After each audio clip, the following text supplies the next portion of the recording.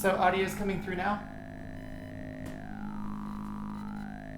Okay, good.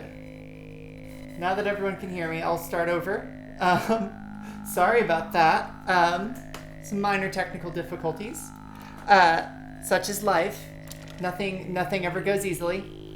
All right, so welcome. Today I'm going to talk about the Cold Mac.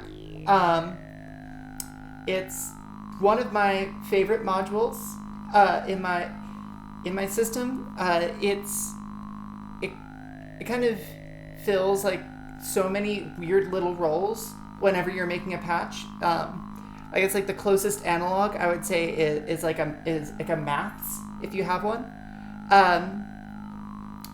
And also kind of a close analog to that, I think the Cold Mac is often not well understood or seems very intimidating because you can do a lot of very interesting, weird stuff with it, but that's because it's made up of a lot of very small, discrete parts. It's made up of a series of utilities with some creative normalizations to make it easy to patch and do interesting things. Like what you're hearing right now in the background is the Cold Mac's follow controlling the radiate controls on a QPOS to kind of make a little format sound. I'll go into the detail of how that works, but for now it's just something cool to fill space as I describe stuff. So the easiest way to start is to talk about the parts of the Cold Mac. This is, I forget the guy's name, I learned it from this document that everyone passes around on the internet, and I'm forgetting his name right now. If anyone remembers, that would be great to know. But yeah, so there's a few major parts to the Cold Mac. The top bit here is called the survey knob. What the survey knob does is it controls a bunch of the normalizations in the Cold Mac.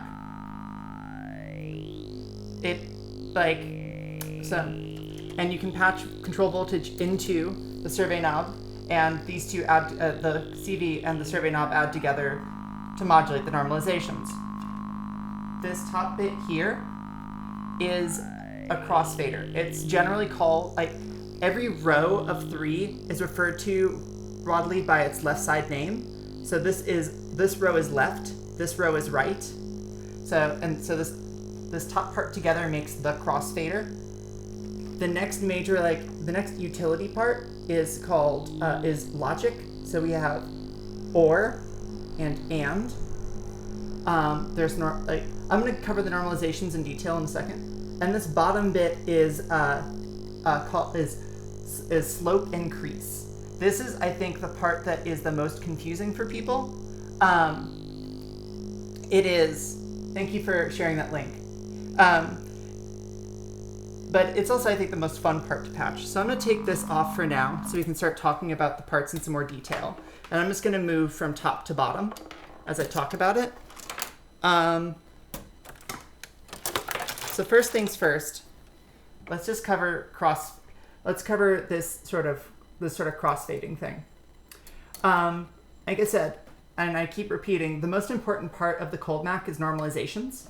So the left is so the fade, which controls our crossfade. So the fade control is by default normalized to our survey knob. So and by default our left and right are normal to plus 5 volts and minus 5 volts. So that's kind of fun. I'm going to just do something cool. The Cold Mac is all analog, so everything works at audio rate. So I'm going to do something cool to kind of illustrate the fact that we have these normalized voltages here. So really quickly, I'm just going to patch a sine wave into the Cold Mac, and then patch our left out and right out into a mixer. As kind of just the fun thing with this is that if you do this, so if I turn the left up, we get our sine wave. If I turn the right up, it cancels because now these signals are out of phase. So Kind of cool if you have an LFO for that, which, sorry, this is going to be a little haphazard. I'm off my game now because of those tech issues. But yeah, the main use for this, or generally the main use for this, is just using it as like a standard crossfader.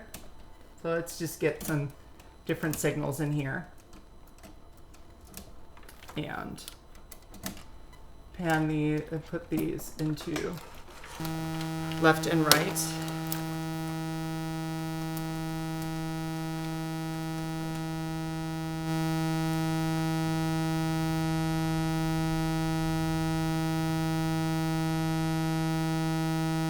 And so this might be a little more illustrative.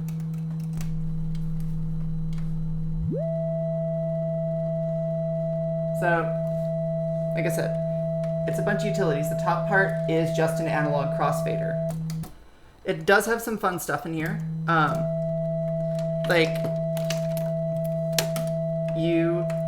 This input here called offset is effectively just another signal that gets mixed with the other two. It is not affected by the crossfading. It's nice. It's an additional utility as a mixer. The other thing about all of these outputs here, all the shape outputs, is that they are DC coupled. So, I guess showed earlier,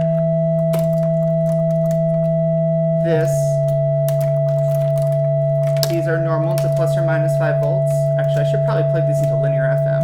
That'll probably be less annoying.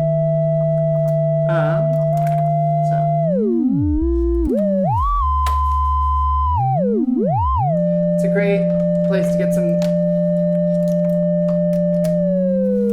some related modulation out of it.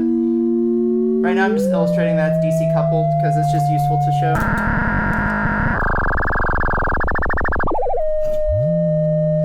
All right, and then the other thing that's common to use this top part for is just using it as a VCA. So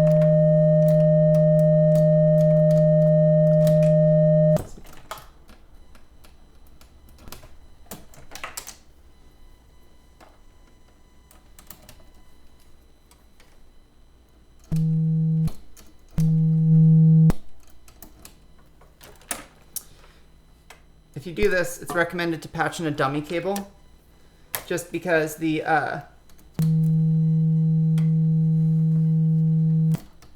it's recommended to patch in a dummy cable because, like I said, since they're normalized to 5 volts and minus 5 volts, it's just you don't want to have a DC signal pass through because it can cause clicking.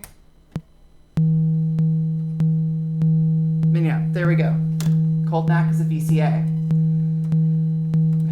I think that's all of the basic stuff for the top part to cover. Now we'll get to some more fun parts. Next bit here is logic. Many of you probably have in your system some form of like a binary logic to mix gates, or to mostly mix gates, or to be a weird subharmonic oscillator, or subharmonic generator, which is also fun. But yeah, analog logic is the exact same thing, except for it mixes the values in between. And another way to think about it is, in analog logic, an OR is just a max, and an AND is a minimum between two values. So, easiest way to do that. Again,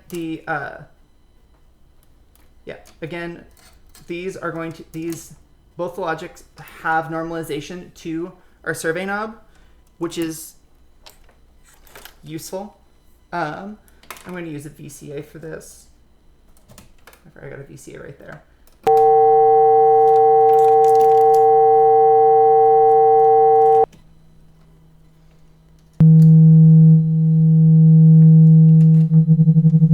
So I have an LFO patched into the OR input. This 4 input is normalized to our survey knob. And since, like I said, since it's max, as I turn the survey knob, we get that's like constant voltage and like these little bits of the OR. Conversely, we can do the same thing with the AND. Except for now we're min.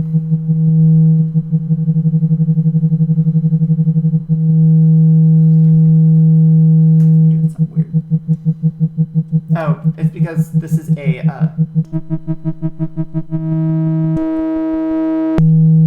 I'm using a ring mod. I forgot I was using it. But yeah, so that's the basics of our binary logic. Now there's a fun thing you can do. A fun thing I like to do at least. So because we have these 2 bits here, and because they are normalized, because we have our 2 analog logic bits, we can do something kind of fun. If we take 2 different signals and patch one into AND and one into OR, and since these are normal to our survey, we don't have to do anything here. And then we come out and we mix them together.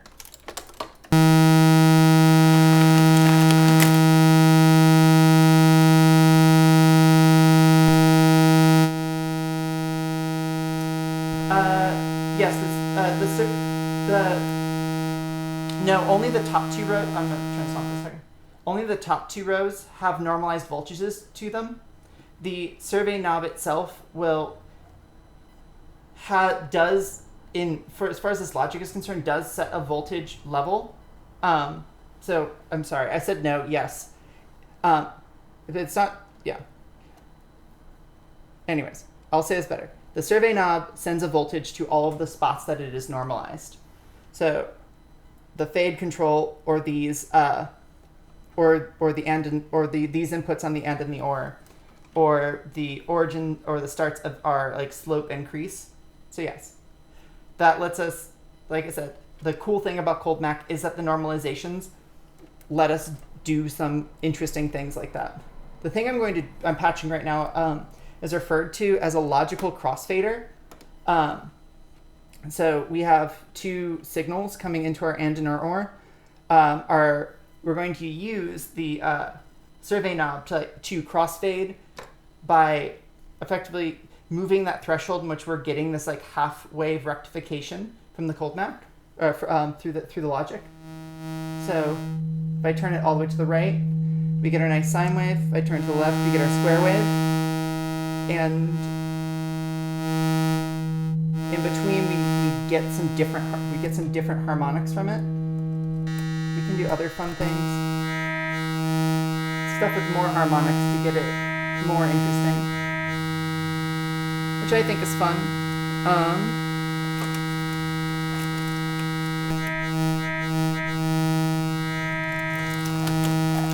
Another fun way to like get some different timbres in your system.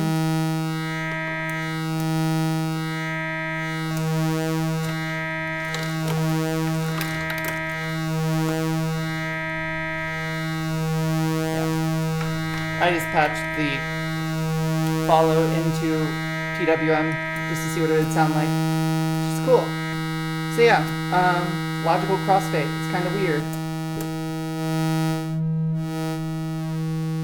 Sounds.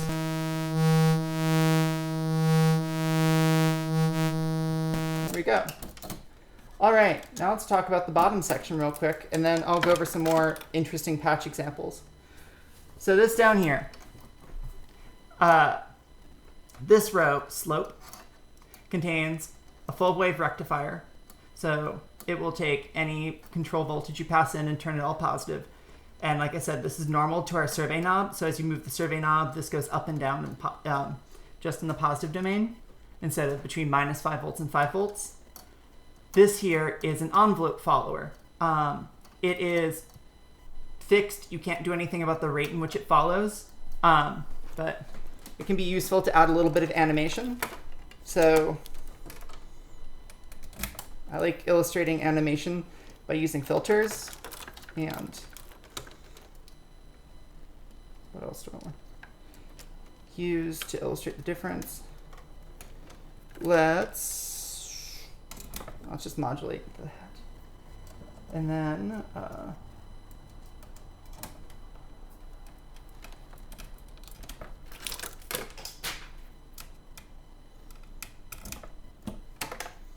so as I turn,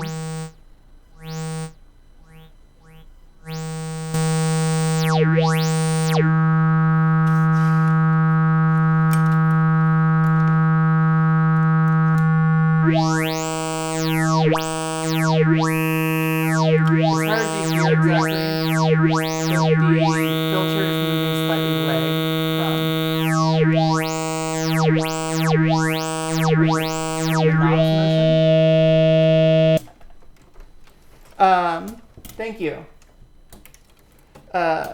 Yeah, its primary intent is to use as an envelope follower. I've never really used it as an envelope follower for following audio signals because I don't do a lot of sampling. Since I just do synthesis, I usually have all of my envelopes generated somewhere that I can just use them directly for other purposes. But it is an envelope follower. That's its primary purpose. But you can use it to get additional animation in your modulation. The bottom row here is called crease. Crease is probably the weirdest one. One of the weirdest ones. I'm going to use our crossfader to illustrate this. So we're going to take a sine wave into our right, and we're going to molt it. So we're going to molt it. Where are my molts? Here's my molt. And we're going to molt it into crease. And then from our output here, so we have our nice sine wave coming in, and then as we fade over to crease, you hear that we have these extra harmonics. What crease does is something kind of cool and unusual. It's a wave shaper. What it does is it kind of shifts the wave so that in the negative, so there's a sharp discontinuity at 0. Here's another good way to illustrate it.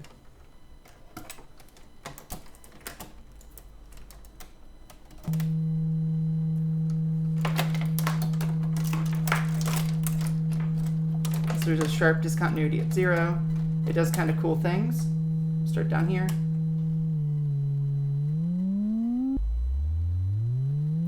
So if you heard that, basically it is ramping up voltage here, hits the 0, goes back down, and then starts ramping up voltage again. This is from 0 to 5 volts, and then from minus 5 volts to 0 volts.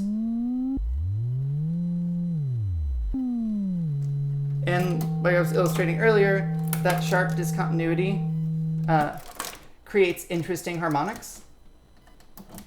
I think they're interesting harmonics. It's just another interesting wave shape to have at your disposal. Another fun thing is you can get kind of PWM effects when you patch your waveform into survey and get something take your voltage out from crease, because we're offsetting that waveform that's coming into our wave shaper. There's actually a better way to patch that, if I remember it. Actually, I have notes over here.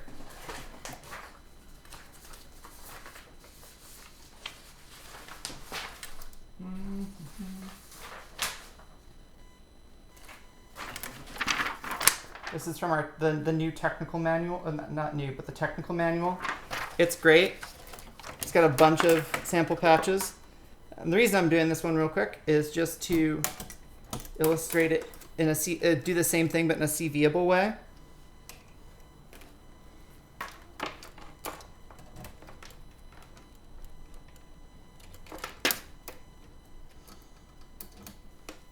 I'm going to patch our audio source into offset. We're going to patch the audio out into crease in, crease out into our output. Now we're going to modulate our PWM lacing. I think it's fun. Yeah. Sorry I'm going very quickly. There's just a lot in this module. All right. This here is the Mac out. It's our last output. This is the only output that's not DC coupled. It's an AC coupled mixer. And it just mixes all of these outputs together, passes them through a DC offset remover, and then you get that output.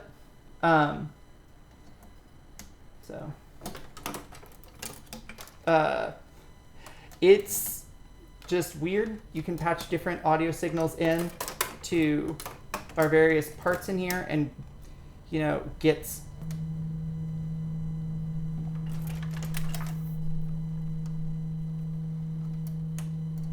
Actually, I just like to patch directly into here. Yeah.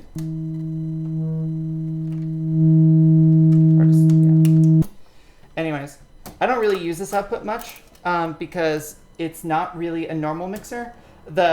Most of the place where times I use this output is when doing noise patches and just patching it back into something. Something fun to do, not fun, something useful to do is going over our audio rate patching again and going just down through all the outputs. So this is just the signal. This is the signal inverted.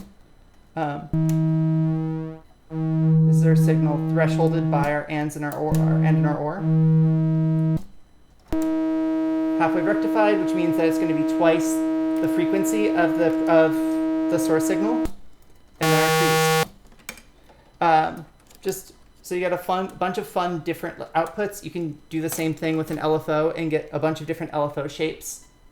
All right, that's a super quick overview. That was super fast. Do you want me to go back over anything on it? If not, I'm going to just start patching some stuff with it. Yeah, I'm going to patch a really cool, weird little thing that I learned about when I pulled the manual out to just double prep for this. You can use the cold Mac, and this is kind of like the reason I liken it to maths is that you can use the cold Mac for all sorts of weird things.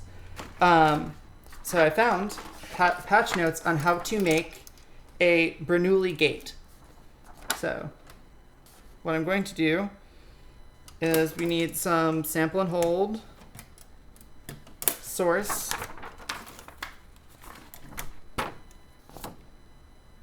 to offset. Offset is, again, the signal that gets mixed with our left and our right, which are right now are just our normal voltages. Right out goes to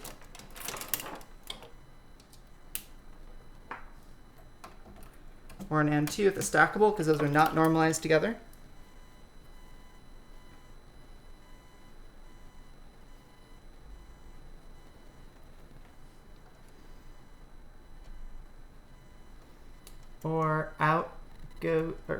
Or out goes to something. I'm just going to plug it into a strike in our Optimix.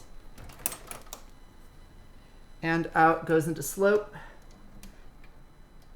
This is to rectify it, to make it positive.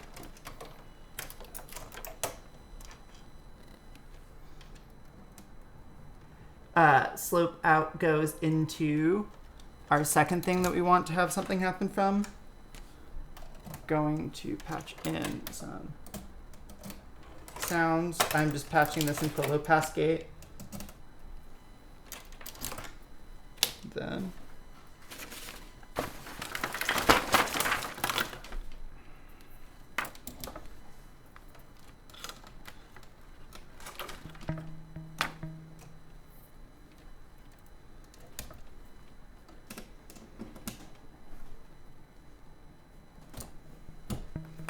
that cable's just too short. That stresses me out when I use the cable that short.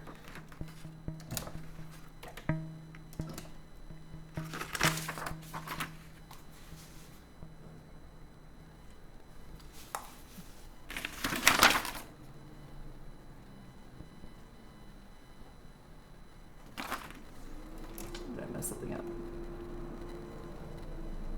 No.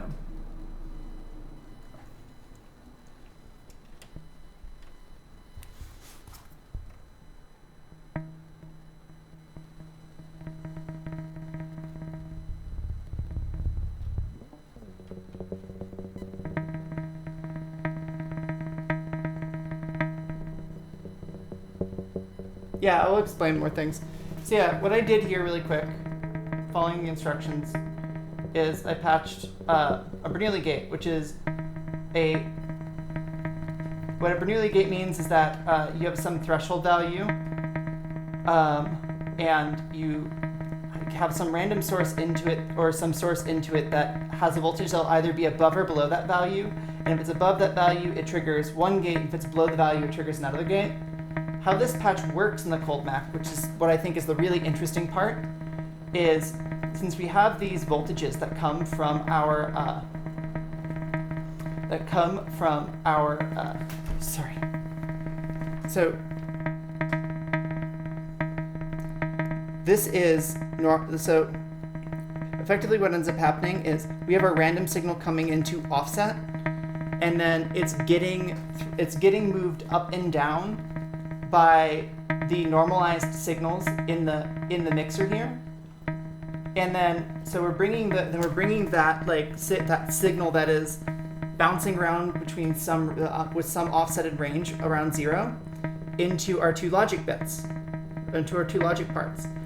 Because there's 0 voltage patched into here, if something is above 0, we'll get that voltage in the OR, and if it's below 0, we'll get that voltage in the AND.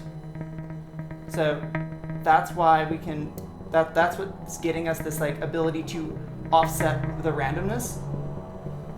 And then the patch through the slope is just, since the AND output is only getting the things below 0, we need to invert it into the positive domain so that most things in our system will recognize it as a gate signal. And so that's all the slope is being used for, is taking the negative signal from and turning it into a positive signal. I think it's really cool. I won't use this specific patch because I have a Bernoulli gate in my marbles, but if you don't have one, it's great. Yeah, most of what I end up doing with the cold Mac is pretty simple stuff. And I'll just use it in the patch and explain what I'm thinking about as I go along. Primarily what I do with it is I patch some fluctuating random voltage into survey. And the reason I pick a fluctuating random voltage is our location output here. It is this weird integrator that moves the voltage positive or negative based off of how far the total survey is from positive or negative. And what that means is if you patch an LFO into survey, location will effectively always be 0 because you're moving the same amount away and the same amount back over and over, and so that will integrate to 0. So you want to pick some sort of random voltage, and that will get you a more interesting like slide through things. And so the location is fun. It's what I was using to do that format thing earlier. Let's patch something through QPOS really quick.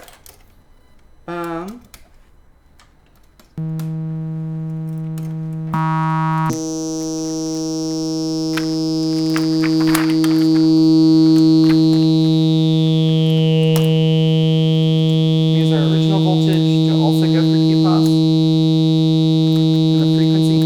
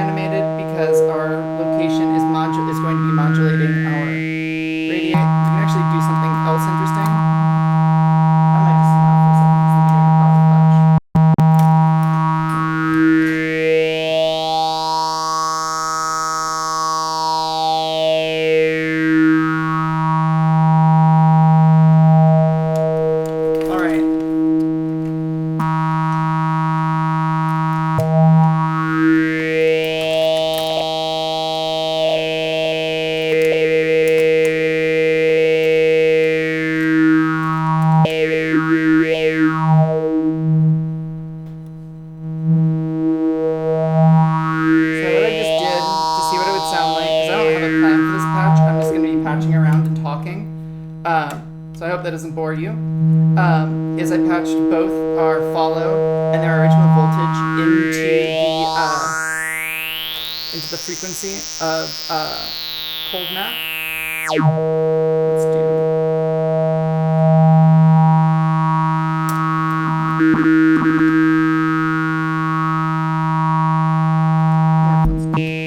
The frequency of QPOS.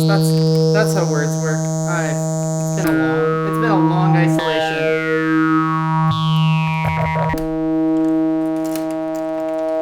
Let's just play some more normalizations, more modulation from these two.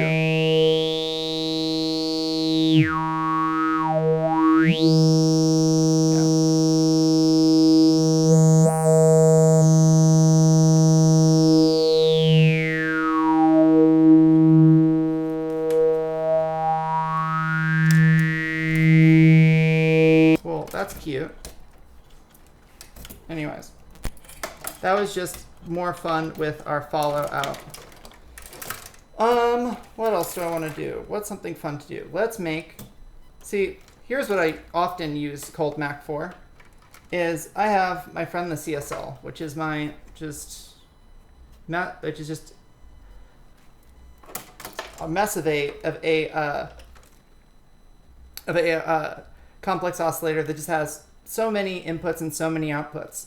The Cold Mac also just has so many inputs and so many outputs.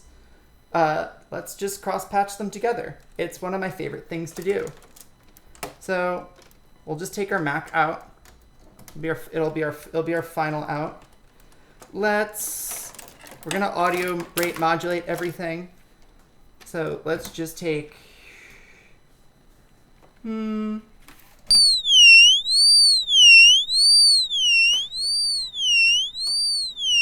our multiply out for one. Then let's take the sine wave from here.